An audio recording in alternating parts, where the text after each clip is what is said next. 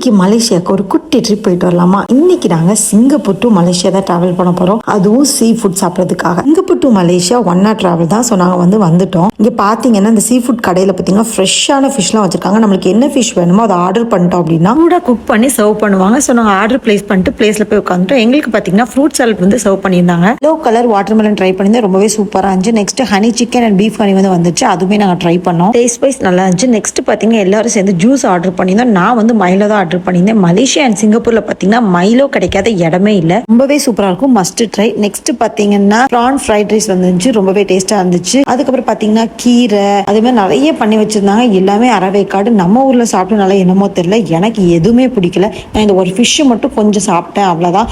எல்லாருமே ரொம்ப என்ஜாய் பண்ணி ஆர்டர் பண்ணது எல்லாத்தையுமே அவ்வளோ ஹாப்பியா சாப்பிட்டாங்க. ஸோ நாங்கள் எல்லாரும் சாப்பிட்டு முடிச்சுட்டு கார் எடுத்துட்டு டேரக்டா கஸ்டம்ஸ் போயிட்டு எங்களோட ஃபார்மாலிட்டிஸ் எல்லாரும் முடிச்சுட்டு சிங்கப்பூருக்கு வந்துட்டோம். அவ்வளவுதான் கைஸ். இதே மாதிரி நிறைய vlogs பார்க்க மறக்காம மிஸ்டர் மிஸ் ஏ பேஜை ஃபாலோ பண்ணிக்கோங்க. நெக்ஸ்ட் வீக் நான் உங்களுக்கு சந்திக்கிறேன். உங்க வர்ஷா. பாய்.